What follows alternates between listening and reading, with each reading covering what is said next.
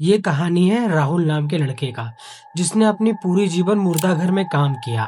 काम करते करते उसको कुछ चीजें दिखाई देती थी, लेकिन वो कभी भी इसके बारे में किसी से नहीं बताता था। लेकिन उसके साथ कुछ ऐसा होता है जो जानकर आप लोग दंग खा जाएंगे।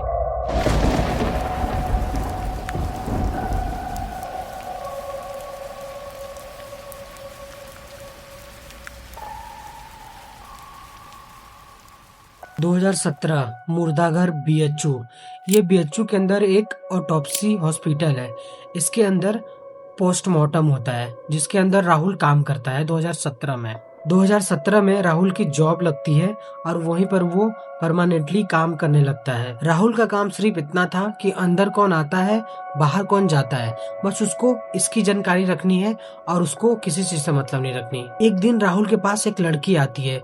वो बोलती है कि अंदर मेरा भाई है, उसको बाहर बुला सकते हो क्या? तो राहुल बोलता है कि आपका भाई डॉक्टर है या फिर कोई काम करते हैं, आप उनका नाम मुझे बताइए, फिर मैं उनको बाहर बुलाता हूँ।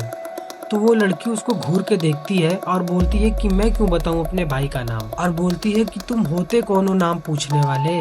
तो राहुल थोड़ा यहाँ पे कंफ्यूज सा हो जाता है। फिर बोलता है कि मैम अगर आप नाम नहीं बताएंगी तो मैं उनको बाहर कैसे लाऊंगा? तो लड़की बोलती है कोई दिक्कत नहीं, मैं आज यहाँ से जा रही हूँ। वहाँ से वो लड़की चली जाती है और फिर राहुल अपने काम में लग जाता है। राहुल को काम करते करते सुबह के 6 बज जाते हैं। उसके बाद वो घर के लिए निकल जाता है। उसके बाद राहुल अपने घर जाता है, रोज की तरह अपने घर का पूरा काम करता है। वैसे मैं आपको बता दूं, राहुल रहने वाला बिहार का है। उसके घर में वो और उसकी मम्मी और एक बहन रहती है। उसकी बहन की शादी हो गई है 2013 में, और उसकी बहन भी बनारस में ही रहती है। राहुल एक बहुत ही मिडिल क्लास फैमिली से आता है, जिसके वजह से वो मुर्दा घर में काम करता है कि उसको पैसे ज्यादा मिल सके। फिर राहुल निकलता है रात में अपने काम के लिए 10 बजे राइट। राहुल जैसे ही गाड़ी निकालता है बेचू तरफ पहुंचता है। राहुल को जाते समय रोड पर एक लड़की मिलती है। वो बोलती है कि भैया मुझे आगे तक लिफ्ट दे दीजिए। तो राहुल उस लड़की को लिफ्ट देता है और लिफ्ट देते हुए लड़की उसको बोलती है कि भैया मैंने आपको कहीं देखा है। तो राहुल बोलता है कि हाँ, मुझे आपने मुर्दा घर में देखा होगा। तो लड़की शांत हो जाती है और बोलती है हल्की सी आवाज में कि भैया मुझे यहीं पर उतार दीजिए, मैं यहाँ से चली जाऊंगी। तो राहुल उसको वहीं पर उतार के मुर्दा घर के लिए निकल जाता है। जाते टाइम राहुल ने अपनी मम्मी को कॉल किया। राहुल ने अपनी मम्मी से पूछा खाना वगैरह तुमने खा लिया? तो उसकी मम्मी बोलती है हाँ बेटा। राहुल की मम्मी पूछती है कि काम कैसा चल रहा है? तो इतने में फोन कट जाता है। फिर दोबारा राहुल कॉल नहीं करता अपने मम्मी को, क्योंकि वो मुर्दा घर के पास पहुंच चुका होता है। फिर राहुल अपने काम में लग जाता है। कुछ देर बाद उसको नींद आता है। फिर वो लड़की आकर बोलती है कि भैया मेरा भाई अंदर है, उसको बाहर बुलाओ। इस बार राहुल उसको गुस्से में डांट के वहाँ से भगा देता है। राहुल बोलता है कि क्या मजाक चल रहा है यहाँ पे, जब चाहे तब आ जाती हो मुंह उठा के। फिर 30 मिनट बाद एक डेड बॉडी आती है।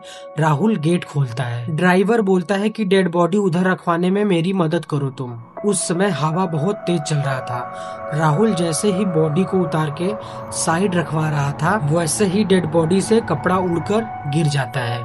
फिर राहुल जो देखता है, उसको देखने के बाद वो रुक सा जाता है। फिर राहुल नोटिस करता है ये वही लड़की है जो 2 दिन से यहाँ पर आके पूछती है कि मेरा भाई अंदर है, उसको बाहर बुलाओ। राहुल ये सब देखकर चौंक जाता है। उसके बाद वो जमीन पे बैठ जाता है। उसके बाद ड्राइवर बोलता है कि क्या हुआ तुमको? तो राहुल बोलता है हल्की सी आवाज में कुछ नहीं। राहुल जाता है डेड बॉडी को अंदर रखवाने। अंदर रखवा के डेड बॉडी को वो बाहर आता है। फिर उसके सामने वही लड़की आती है, बोलती है कि अंदर मेरा भाई है, उसको बाहर बुलाओ। तो राहुल बोलता है कि मैं आपके भाई को नहीं जानता, डरते हुए बोलता है ये बात। फिर ये बात सुनकर वो लड़की हंसने लगती है। फिर वो लड़की बोलती है कि तुमको सब पता है, लेकिन तुम बताना नहीं चाहते। फिर यहाँ पे राहुल अपना सर पकड़ के बेहोश हो जाता है। फिर सुबह 6 बजे राहुल को दूसरा गार्ड देखता है जमीन पे सोया हुआ। वो जाके राहुल को उठाता है और बोलता है कि क्या तुम रात भर यहीं पर सोए थे क्या? तो राहुल यहाँ पे कुछ बोलता नहीं है, शांति से चला जाता है। बाहर जाते टाइम उसको एक मैसेज आता है। उसकी मम्मी की तरफ से मैसेज आया था। मैसेज में लिखा था कि बेटा घर पे आ जाओ, तुम्हारी बहन का डेथ हो गया है। ये सुनकर राहुल थम सा जाता है और घर के लिए निकल जाता है। बिहार जाने के बाद उसको पता चलता है कि उसकी बहन को कुछ नहीं हुआ है। वो तुरंत इस बात को सुनते हुए वो तुरंत बनारस के लिए निकल जाता है। राहुल को आते आते रात के 2 बज जाते हैं। उसके बाद राहुल वहीं पर जाता है जहाँ पे वो काम करता है। अंदर जाके डॉक्टर से बोलता है कि डॉक्टर, जो कल बॉडी आई थी मुझे उसको देखना है। डॉक्टर हंसता है और बोलता है कि क्या बकवास कर रहे हो। तो राहुल बोलता है प्लीज मुझे देखने दीजिए एक बार। जैसे ही वो डेड बॉडी से चादर हटाता है उसको कुछ ऐसा दिखता है जिससे वो कभी भी रूबरू नहीं होना चाहता था। डेड बॉडी किसी और की नहीं, उसकी बहन का था। तो राहुल सोचता है कि 2 दिन से जो लड़की आ रही थी जिसको मैंने कल रात देखा था, तब वो कौन थी, मेरे साथ ऐसा क्यों हो रहा है। राहुल तुरंत अपनी बाइक स्टार्ट करता है, निकल जाता है किसी बाबा के पास। बाबा के पास जाते ही राहुल बताता है कि उसके साथ कुछ अजीब घट रहा है। बाबा सुनते ही उसको बोलता है क्या तुम ही उसी के भाई हो। तो राहुल रोते हुए बोलता है कि बाबा मेरे साथ ऐसा क्यों हो रहा है, मैंने क्या गलत किया है। तो बाबा बोलते हैं ये तुम्हारी गलती नहीं, ये तुम्हारे परिवार की गलती है। जिस लड़की को तुम देख कर आ रहे हो उसके अंदर तुम्हारी बहन का आत्मा है।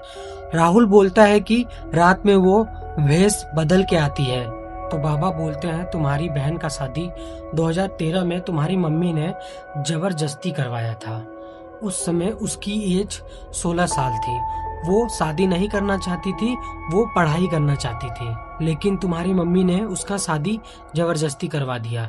तो बाबा फिर सवाल करते हैं राहुल से, तुमने अपनी बहन को कितने साल पहले देखा था। तो राहुल बोलता है 5 साल पहले। तो बाबा हंसते हुए बोलते हैं तुम्हारी बहन को मरे 5 साल से ज्यादा हो रहा है, तुम उससे मिलने कभी नहीं गए, इसलिए वो मरने के बाद किसी और का शरीर हासिल की, उसके बाद तुमसे मिलने आ गई। और तुम्हारी बहन मरी कैसे जानते हो, तुम्हारी बहन को मारने वाली तुम्हारी माँ है। और फिर काला जादू करवा के उसको, तुम्हारी बहन की आत्मा को किसी और के शरीर में प्रवेश करवाया तुम्हारी मम्मी ने। अगर तुम अभी इस कलावे को उतार के फेंक दोगे तो तुम्हारी बहन तुमको भी मार देगी। तुम अब तक इसलिए जिंदा हो क्योंकि तुम्हारी मम्मी ने और तुमने एक कलावा पहना हुआ है। जिस दिन तुम इसको उतार के फेंक दोगे उस दिन तुम्हारी बहन तुमको और तुम्हारी मम्मी को जान से मार देगी। तो राहुल बोलता है कि मैं कैसे इस चीज से वापस निकलूंगा। तो बाबा बोलते हैं एक रास्ता है, वो है मौत। यहाँ पर ये स्टोरी खत्म हो जाती है और राहुल का एक्सीडेंट होता है और वो मर जाता है। जिस गाड़ी से राहुल लड़के मरता है, राहुल के खून से उसके बगल में उसकी बहन का नाम लिखा रहता है, लीलावती।